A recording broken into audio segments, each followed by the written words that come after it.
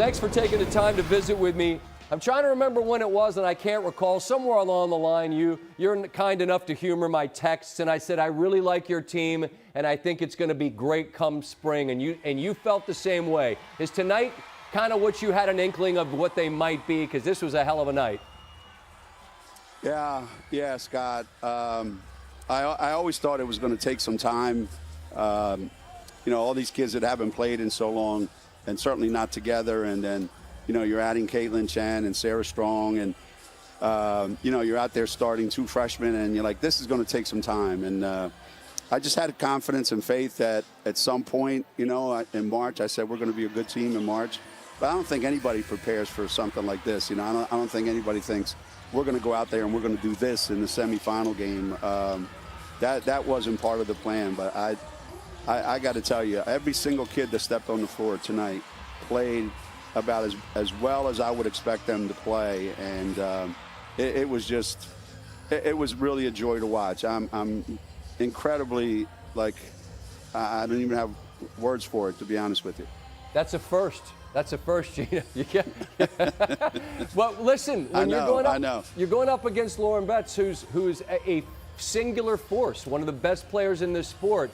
And I felt like that first quarter and that first half, your ability to stifle her, and I don't want to say it won the game, but you tell me, how critical was that effort on that end to winning tonight? I've always thought when you make a decision as a coach, you're going to have to live and die with the consequences. And after the fact, if you made a great decision, everybody goes, it's a great decision because it worked. You don't know this going in, so we made a decision. We're going to play her one-on-one for most of the game, and whatever she gets, she gets. We just have to work, really, really hard on everybody else.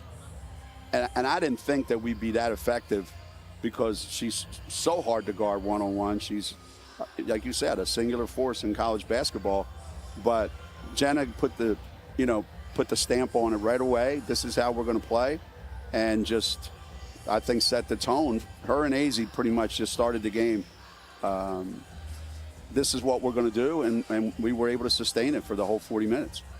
Folks that love this sport, I think we're maybe hoping to see what we're going to see Sunday. You don't have a ton of time between now and then, but when you put on the tape of that win, Ryan Ruocco was mentioning on the broadcast what you told him about that game. You made every shot. They missed a bunch of shots that could have changed the game. But Geno, you won by a lot. So when you look at this tape, what gives you and your team the confidence that not by 29, you only got to win by 1, but what gives you the confidence that you could do it again?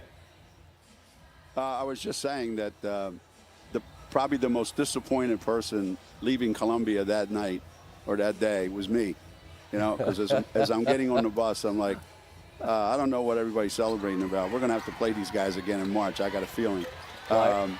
So, that wasn't the real South Carolina team that we played. And don't get me wrong. We played a spectacular game. We couldn't have played any better. I don't expect it to go that way on Sunday, and I think South Carolina is a fantastic team, tremendous team, a lot of experience, guys that won a national championship last year. But I'm just happy to be playing in that game, and I think we'll have some confidence. They'll have a chip on their shoulder, so it should make for a tremendous game. Last quick one, Geno. There have been a lot of these through the years where maybe you have a pronounced advantage in terms of being familiar with what comes with a night. Dawn knows what this is like, so does her team. What do you lean on when you're talking to your team about what you know about what comes with Sunday and what they'll face that you can help provide them with some guidance?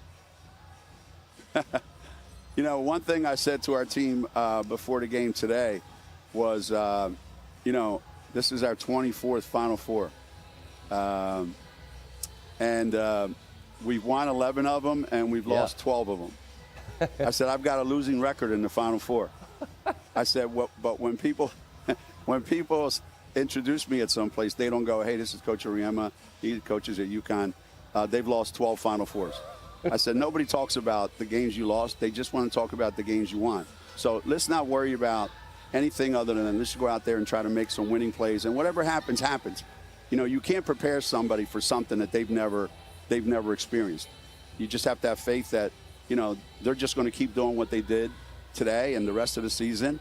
And if it's good enough, then we're going to be national champions. And if it's not good enough, then we just shake their hand and say congratulations. But anything more than that, you're going to be your own worst enemy. Right on. I'm going to be like everybody else at home watching. I don't have to work. I get on a plane and go down to Augusta. They got a little golf tournament next week I get to work at. So I'm just going to be watching. Man, I'll trade places with you. I'd rather be at Augusta Sunday than here. I got to believe me. I don't have any out-of-timeout plays that are going to work, and you can't call golf. So you do your thing. I'll do mine, Geno. Good luck Sunday, all right? I appreciate you. Thanks, Scott. I appreciate it, man.